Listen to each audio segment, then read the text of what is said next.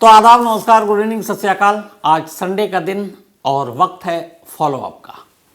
Follow up यानी वो कहानियाँ जिसके ऊपर धूल की परतें चढ़ गई हैं, गड़े मुर्दे उखाड़ने की कोशिश इस शो के जरिए। आज की कहानी की शुरुआत एक तस्वीर के साथ करते हैं। ये जो आप तस्वीर देख रहे हैं, ऊपर एक छोटा सा बक्सा है, लाइट जल रही है, कुछ नंबर आ रहे हैं, लाल लाल बत्ती, और उसके नीचे एक और बक्सा है, ये थोड़ा बड़ा सा है। और ये जो बड़ा बक्सा है ये एक फ्रिज है, और ये फ्रिज इस वक्त एक अस्पताल के पोस्टमार्टम हाउस के एक कमरे में रखा हुआ है। और ये जो फ्रिज है ये आज से नहीं बल्कि पिछले करीब 34 महीनों से रखा हुआ है। अब 34 महीने से एक फ्रिज में एक लाश भी क्या कहें, कंकाल क्यों है? इसको देखकर थोड़ा सा मतलब अजीब सा लगता है कि एक ऐसा मशीन, एक डब्बा, एक फ्रिज, और उसके अंदर कोई इंसान पड़ा हुआ है। सोचकर ही अजीब लगता है इसको देखकर, अगर आप इस गहराई में सोचना शुरू करें तो ये तो फ्रिज की तस्वीर है। अब जरा आप इस लड़की की तस्वीर भी देख लीजिए। इसका नाम है रीटा। रीटा उत्तर प्रदेश के इटावा के जसवंत नगर इलाके की रहने वाली एक गांव की लड़की है। अब ये तस्वीर और ये फ्रिज, इन दोनों की कहानी को समझने के लिए हमें 34 महीने पहले सितंबर 2020 में जाना पड़ेगा। बात 19 सितंबर 2020 की है। रीटा अपने घर से बाहर निकली और कुछ देर के बाद उसे लौट आना था। शाम तक लौटी नहीं, घर वाले उसे ढूंढते हैं, वो मिलती नहीं। इसके बाद वो जाकर पुलिस में उसकी गुमशुदगी की रिपोर्ट लिखा देते हैं। साथ में एक लड़के का नाम लिखाते हैं, उसका नाम है राम कुमार, कि शायद उनकी बेटी की गुमशुदगी के पीछे राम कुमार का हाथ है। अब पुलिस इस वक्त रिपोर्ट लिख लेती है, अपना काम कर रही होती है। करीब हफ्ता बीत जाता है। हफ्ता बीतने के बाद एक रोज़ जहाँ रीटा रहा करती थी उससे कुछ दूरी पर एक खेत के किनारे एक कंकाल मिलता है। अब वो कंकाल ऐसा था जिसको देखकर ये साफ लग रहा था कि किसी की लाश है, और उस लाश को पूरी तरह से जला दी गई है, या तो किसी केमिकल के ज़रिए या फिर आग के ज़रिए। लेकिन लाश अगर कुछ दिन पुरानी भी होती और साबुत होती तो सड़ी गली होती, लेकिन वहाँ सिर्फ ऐसी कंकाल था, पीछे शिकारपुरी ने जो रखा हुआ है, बस ऐसी समझ लीजिए आप, साबुत। और उसको देखकर वहाँ पे कुछ निशान भी थे जिससे लग रहा था कोई केमिकल या आग के ज़रिए जलाया गया। अब कंकाल से तो आप शिनाख्त कर नहीं पाएंगे कि ये किसका है या किसकी है, ये भी पता करना बड़ा मुश्किल है इस देखकर। जैसे इस कंकाल को देखकर बताया नहीं जा सकता कि ये मेल है कि फीमेल है। तो वही उलझन पुलिस के सामने थी। पुलिस ने खैर खबर मिली, कंकाल को उठाया। अब इत्तेफाक से उसी कंकाल के पास कुछ चप्पल मिले, वो लेडीज सैंडल था, और कपड़े कुछ थोड़े से वो मिला। अब पुलिस ने उसको जब देखा तो एक अंदाज़ा हुआ कि ये किसी लड़की की, मतलब लड़की का कंकाल है। थोड़ी देर में ये पूरे गांव में बात फैल गई कि भाई गांव में एक खेत में कंकाल मिला है, इधर रीटा गायब है, उसकी माँ रिपोर्ट लिखा चुकी है, हर दिन माँ बाप इधर उधर ढूंढ रहे हैं। बात उनके कानों तक भी पहुंची, वो भी बदहवास भाग कर वहाँ आए, डरते हुए कि कहीं ऐसा कुछ ना हो कि उनकी बेटी की ही ये कंकाल निकला है। वहाँ पहुँचते हैं, कंकाल देखकर तो कुछ समझ में आता नहीं है। तभी पुलिस वाले वहाँ मौजूद थे। उन्होंने बताया कंकाल के पास ये सामान बरामद हुआ। जैसे ही वो सामान देखते हैं, माँ बाप बदहवास चीखने लगते हैं, रोने लगते हैं। असल में रीटा के माँ बाप पहचान चुके थे कि ये जो कपड़े और सैंडल है वो रीटा का है। अब वो बेसाख्ता रो रहे हैं, जवान बेटी की मौत, और वो भी इस तरीके से कि एक रीटा को कंकाल बना दिया गया। अब पुलिस वाले उस कंकाल को कब्जे में लेते हैं, और उसके बाद इटावा के ही डॉक्टर भीमराव अंबेडकर संयुक्त चिकित्सालय हॉस्पिटल के मॉर्चरी में पहुंचा दिया जाता है। मॉर्चरी में पहुंचाने के बाद अब उसका पोस्टमार्टम होता है। अब ये सारी चीज़ें हो गई कि एक लड़की गायब है, उसकी मिसिंग रिपोर्ट है, लड़की के घर वाले उसके कपड़े और उसके चप्पल से उसे पहचान लेते हैं, जो भी उसका सामान पड़ा हुआ था पास में। लेकिन पुलिस वाले तैयार नहीं हैं उनकी बात को मानने के लिए। यहाँ पे पुलिस भी अपनी जगह सही है कि भाई एक कंकाल है, सिर्फ सैंडल और कुछ चीज़ों से हम दे तो नहीं सकते। कई बार ऐसे केस होता है कि लोग झूठी लाश को अपनी लाश बनाकर अपने जानने वालों के ले जाते हैं, तो क्या पता है इसके पीछे भी माँ बाप की कोई साजिश हो। यहाँ तक पुलिस की सोच बहुत अच्छी थी।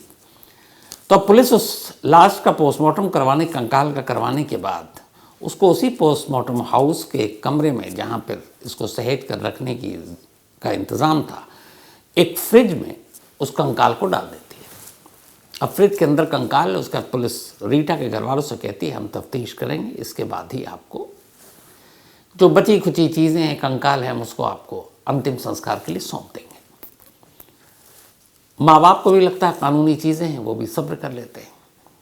अब धीरे धीरे वक्त बीतता है, हफ्ता बीता, महीना बीता, महीने बीते, लेकिन वो कंकाल फ्रिज के अंदर है और माँ बाप बाहर लगातार पुलिस के चक्कर काट रहे हैं। पुलिस वाले कह रहे हैं भाई ऐसे कैसे दे दूँ, साबित जब तक नहीं होगा कि मरने वाली रीटा है, तुम्हारी बेटी है। और माँ बाप कह रहे हैं भाई जो भी आपका तरीका है पता कर लो कि कैसे पता चले कि ये हमारी बेटी है या नहीं है। कुछ जांच जो भी आप बता रहे हो, जैसे डीएनए बोल रहे हो, तो आप डीएनए करा लो, हमारा सैंपल ले लो। पुलिस वाले कहते हैं ठीक है लेंगे, और भी काम है। सितंबर 2020 में ये कंकाल मिला था, 19 सितंबर को, बल्कि 19 सितंबर को गायब हुई थी और 24 सितंबर 2020 को कंकाल मिला। उसका पूरा 20 बीत गया, पूरा 21 बीत गया, अब 2022 आ गया, लगभग 2 साल। रीटा बनी कंकाल फ्रिज के अंदर है। माँ बाप बाहर पुलिस स्टेशन के चक्कर काट रहे हैं कि जो हुआ सो हुआ, कम से कम हमें वो कंकाल दे दो ताकि उसका अंतिम संस्कार करके हम लोगों को भी सुकून मिले और उसकी आत्मा को भी शांति मिले। लेकिन इस सुकून और शांति के बीच में पुलिस और कानून, पुलिस वालों ने कहा कि ऐसे कैसे दे दें। उन्होंने कहा भैया कितना और वक्त लोगे, तो 2 साल हो गए। तब पुलिस को लगा कि हाँ ज़रूरत से ज़्यादा वक्त हो गया है, चलो अब डीएनए कराते हैं। 2 साल के बाद सोचिए, एक फ्रिज के अंदर एक कंकाल पड़ा हुआ है और पुलिस के पास वक्त नहीं है कि उसका डीएनए कराएं। और करना क्या था, कंकाल आपके पास से एक जो फॉरेंसिक एक्सपर्ट्स हैं उनसे उसका सैंपल लेना है। और दूसरा, चूँकि माँ बाप उसके दावा कर रहे हैं कि ये उनकी बेटी का कंकाल है, तो उनमें से किसी एक का सैंपल ले लो, माँ का ले लो या बाप का ले लो, और इसको भेज दो लैब में। और लैब भी ऐसा नहीं है कि बहुत वो है, हैदराबाद में बेस्ट है। तो 2 साल बाद जब बहुत दबाव पड़ा, माँ बाप ने अपने बेटी की लाश के लिए, सोचिए आप, नेताओं और बाकी से सिफारिश करनी पड़ी। तब पुलिस वालों को थोड़ा सा लगा, थोड़ी दया आई और उनका पत्थर दिल पिघला। उन्होंने कहा चलो अब डीएनए कराते हैं। 2022 में पुलिस वालों ने रीटा की माँ का सैंपल लिया, कंकाल के कुछ सैंपल लिए और दोनों को इकट्ठा कर भेज दिया, पहले लखनऊ और फिर हैदराबाद भेज दिया। अब उसके बाद वो भी नहीं कर रहे उसको फॉलो, जैसे हम फॉलो अप कर रहे हैं कि यार कब आए, रिपोर्ट आए ना आए। अब उधर बेचारे माँ बाप, उन्हें बताया गया था कि महीना भर तो लग जाता है। महीना बीत गया, वो आए हर रोज़ कि आ जाएगा, कल आएगा, बता देंगे। अब उधर उनकी धड़कनें भी बढ़ी हुई हैं।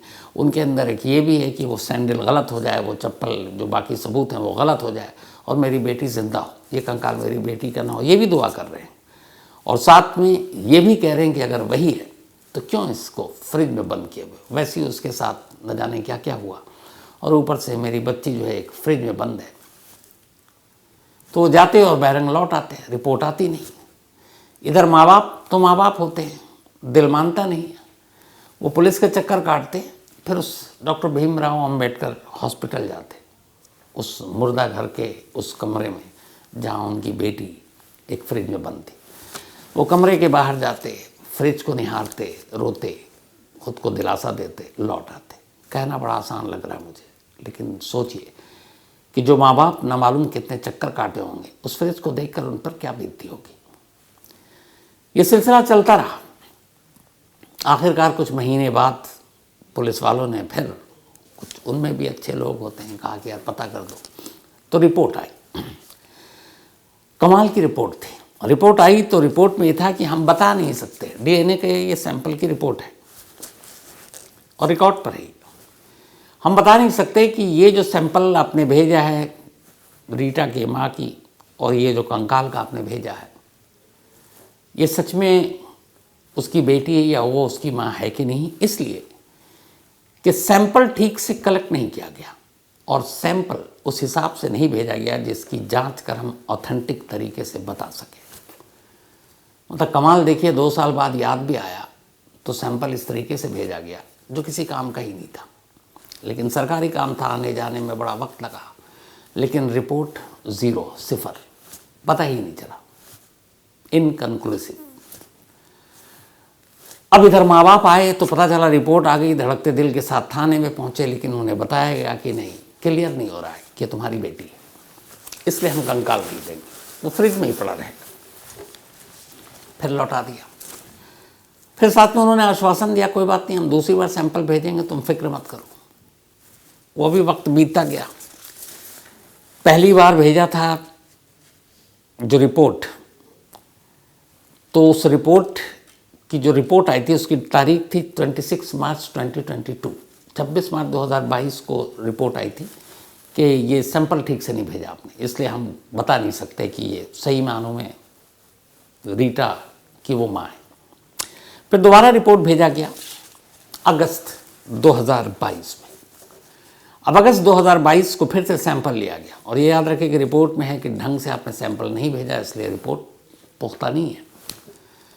अब उस ढंग से ना भेजने के बाद आपको तो एहतियात बरतना पड़ेगा, पर एहतियात ये बढ़ती कि इस बार भी क्या ढंग से लिया। अगस्त 2022 में फिर से माँ का सैंपल लिया गया, कंकाल का सैंपल लिया गया और उसके बाद लखनऊ आया, हैदराबाद भेज दिया गया डीएनए टेस्ट के लिए।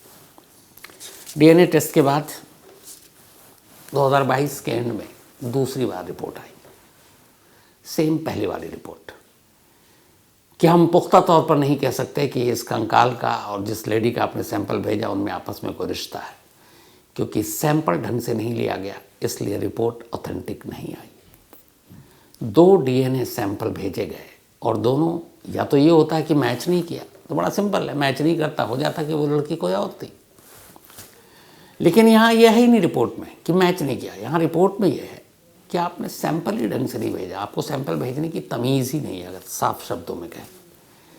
अब दूसरी बार भी ये रिपोर्ट आई, माँ बाप धड़कते दिलों के साथ फिर दूसरे रिपोर्ट का इंतज़ार कर रहे हैं और उन्हें फिर ये खबर मिली कि नहीं, इसका हश्र भी वही हुआ जो पहले डीएनए सैंपल की रिपोर्ट थी, इनकन्क्लूसिव। उम्मीदें टूटी। अब इधर पुलिस वालों ने भी कहा यार पता नहीं सैंपल मिलेगा भी कि नहीं मिलेगा, हटाओ छोड़ो क्या करना। इधर थाने में पुलिस वाले भी अदला बदली तो होती रहती है। अब वक्त बीतने लगा, भूल गए। माँ बाप से कहा ठीक है करते हैं, लेकिन अब तीसरी बार सैंपल ही नहीं भेज रहे हैं। इधर उस माँ बाप पे क्या बीत रही है आप अंदाज़ा लगा सकते हैं। अब भी उसकी बेटी उस अस्पताल के किसी फ्रिज में पड़ी हुई है, वो हर बार जाते हैं, फ्रिज को निहारते हैं और लौट आते हैं, लेकिन ये पता नहीं चल रहा है कि उस फ्रिज में बंद उस कंकाल का सच में उनसे रिश्ता है कि नहीं है। दूसरी तरफ ये भी है कि अगर है तो क्या अंतिम संस्कार कब करें। तो ये सारी चीज़ें, और दूसरा ये कि एक इंसान एक तरह से कंकाल ही हो, अपना है, फ्रिज में बंद है, तो देखकर भी अजीब लगता है। वक्त बीतता गया, 2 डीएनए सैंपल फेल हो गए। पुलिस वाले अब कुछ कर नहीं रहे हैं, उन्हें अपनी नाकामी का एहसास हो चुका था। तो अब थाने के चक्कर काट कर रीटा के माँ बाप थक गए। फिर उन्हें किसी ने आइडिया दिया कि कब तक तुम अपने आंसू बहाती रहोगी, कब तक जाकर फ्रिज को निहारती रहोगी, कितनी बार तुम, अब तक सैकड़ों बार तो थाने के चक्कर काट चुकी, तुम अदालत जाओ, कोर्ट से शायद तुम्हें इंसाफ मिले। उन्होंने कहा ठीक है। एक वकील किया, इलाहाबाद हाई कोर्ट पहुँच गए। इलाहाबाद हाई कोर्ट में जाकर वकील ने माँ बाप की तरफ से कहा कि इनकी एक बेटी है जिसको गायब हुए 3 साल लगभग हो गए हैं, अब भी वो एक कंकाल की शक्ल में एक अस्पताल के मुर्दा घर के एक फ्रिज में कैद है और उस कंकाल को कैद से रिहाई नहीं मिल रही है, तो माँ बाप रिहाई दिलवाइए।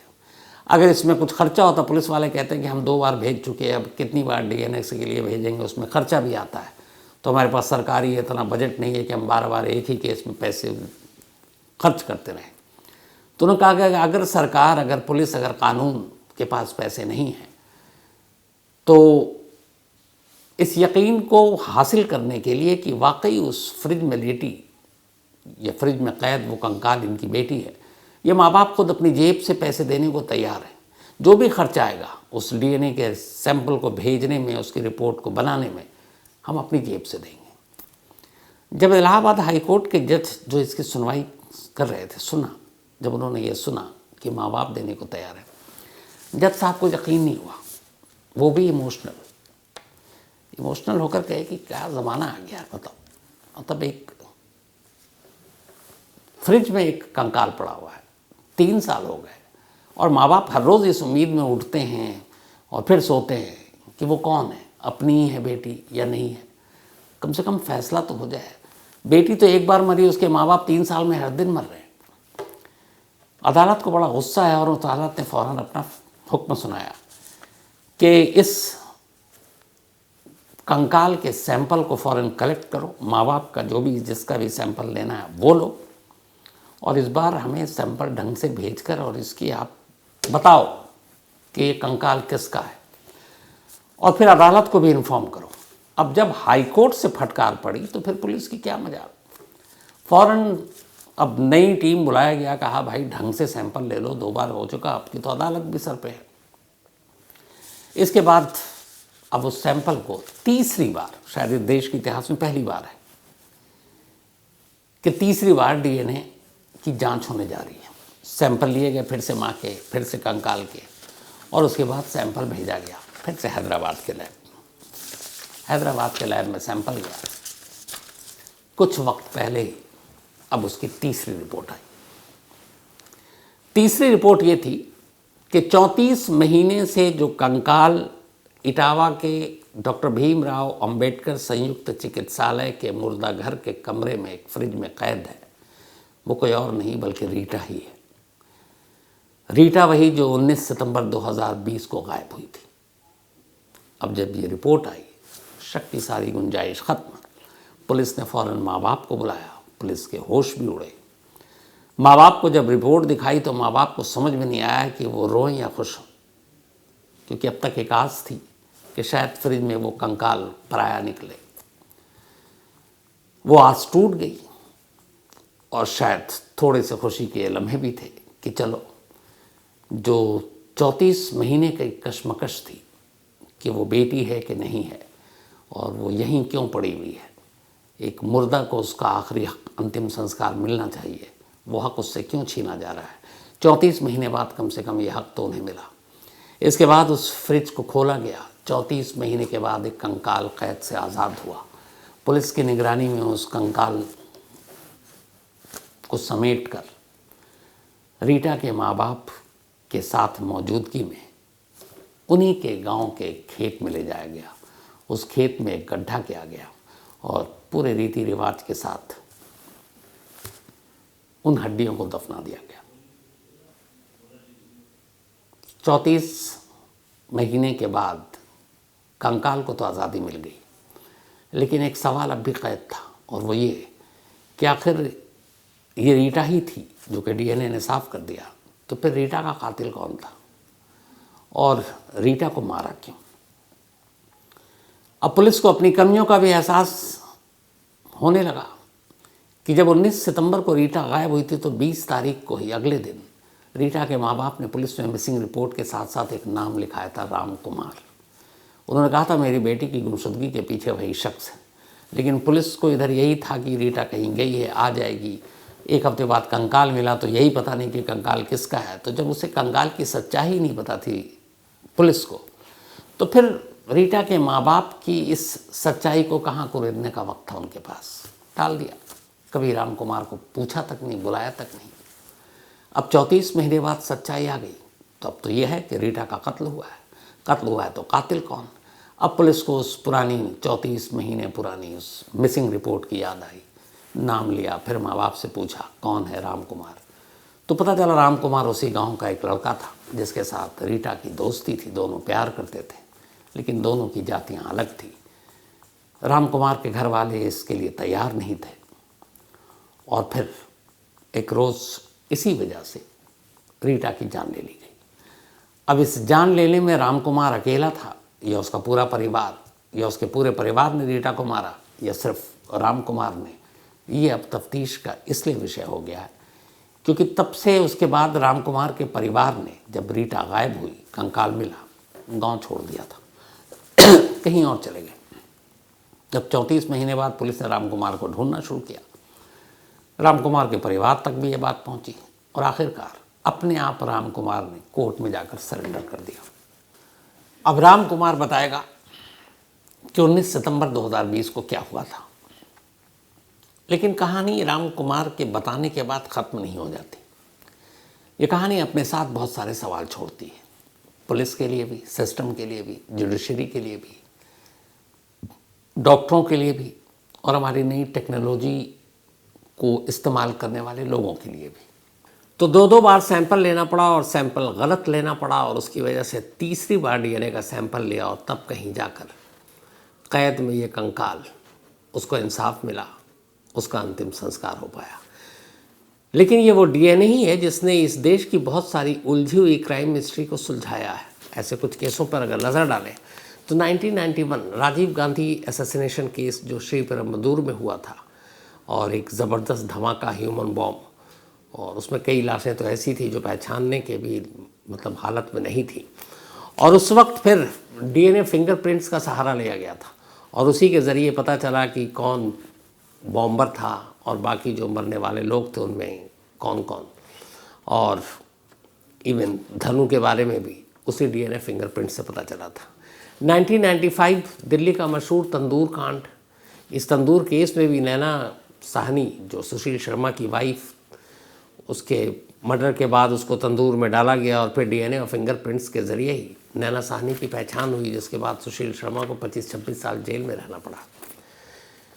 पंजाब के पूर्व मुख्यमंत्री बेअंत सिंह की असैसिनेशन केस 1995, जब सेक्रेटरिएट के बाहर एक ज़बरदस्त धमाका हुआ था और उस वक्त पंजाब के डीजीपी केपीएस गिल थे, और उन्होंने ये कहा था कि ये इसके पीछे जो है ह्यूमन बॉम्ब का हाथ है इस हमले के, और फिर वहाँ पर जो डीएनए और फिंगरप्रिंट्स तमाम विक्टिम्स के लिए गए, तो उनमें से एक का जो मैच किया था वो एक बब्बर खालसा ग्रुप से था जिसका नाम था दिलावर सिंह, तो वो डीएनए फिंगरप्रिंट से ही संभव हो पाया था। इसके अलावा 1996 प्रियदर्शनी मट्टू केस, एक आईपीएस का बेटा जिसने एक प्रियदर्शनी नाम की लड़की दिल्ली यूनिवर्सिटी की स्टूडेंट, उसका रेप किया था, और ये केस उस वक्त मीडिया में काफ़ी सुर्खियों में था। संतोष कुमार सिंह आरोपी, लेकिन उस वक्त पुख्ता सबूत और बाकी कोई विटनेस की न थे, इसलिए लोअर कोर्ट ने 1999 में संतोष कुमार को जब बरी कर दिया तो हंगामा मच गया था कि ये क्या है। लेकिन फिर दिल्ली हाई कोर्ट ने सिर्फ और सिर्फ डीएनए के रिपोर्ट के आधार पर संतोष को सज़ा सुनाई। तो एक कोर्ट ने बरी कर दिया, लेकिन दूसरे कोर्ट ने डीएनए को सामने रखकर सज़ा सुना दी। 2009 actor shiny Ahuja rape case, अपनी ही मेट का रेप करने का इल्ज़ाम लगा था, और उस रेप के बाद पुलिस ने फिर जो मेट थी उसका वेजाना का सैंपल लिया, और जिसके बाद डीएनए सैंपल के थ्रू ये पुख्ता हुआ कि शाइनी आहूजा ने ही रेप किया था, और फिर उनको सज़ा हुई। 2012 निर्भया केस कौन भूल सकता है दिल्ली का। उस निर्भया केस में भी जिस तरीके से निर्भया के साथ जो कुछ हुआ, दिल्ली पुलिस ने बाकायदा तमाम आरोपियों का डीएनए कराया था ताकि कोर्ट से उन्हें कोई राहत न मिले, और उस डीएनए में हर एक का सैंपल मैच किया था निर्भया के साथ, और सभी गुनहगार अपने अंजाम तक पहुँचे। 4 को फांसी की सज़ा दी गई, फांसी पे टांग भी दिए गए। एक ने सुसाइड कर लिया था, एक जुवेनाइल था, बच्चा था, इसीलिए वो बच गया। 2013 एक हैदराबाद में ब्लास्ट का केस था, उसमें पुख्ता जानकारी मिली थी एजेंसी को कि एक घर में जहाँ पे बॉम्ब बनाया गया वहीं सारे टेररिस्ट थे, लेकिन जब एजेंसी के लोग पहुँचे तो घर खाली था, लेकिन उन्होंने वहाँ से कुछ डीएनए सैंपल कलेक्ट किए और बाद में कुछ आरोपी जो पकड़े गए उनसे मैच किया तो पता चला वहाँ उनकी मौजूदगी थी, तो वो केस भी डीएनए ने सुलझाया। अभी लेटेस्ट जो कहानी मैंने आपको अभी इसी हफ्ते या पिछले हफ्ते सुनाई, बेंगलुरु की 1998 की कहानी, जिसमें 1 महीने बाद एक महिला की बॉडी मिलती है और कैसे उस वक्त बेंगलुरु और पुलिस, कोर्ट, अदालत, जज सबके लिए डीएनए शब्द ही नहीं था, लेकिन उस डीएनए की वजह से कैसे आरोपियों को सज़ा मिली। तो डीएनए अगर इतना कारगर है तो डीएनए का सैंपल कैसे लिया जाए और डीएनए का इस्तेमाल कैसे किया जाए, पुलिस वालों को ट्रेनिंग की सख्त ज़रूरत है और ऐसा करते हुए वो गलती ना करें, ये पुख्ता होना चाहिए। तो फॉलोअप में आज इतना ही। अब आपसे मुलाकात होगी कल यानी मंडे को किसी नई कहानी के साथ, लेकिन फॉलोअप के अगले एपिसोड में अब मुलाकात होगी अगले संडे रात 9 बजे। तो तब तक अपना और अपनों का ख्याल रखिएगा। Thank you very much.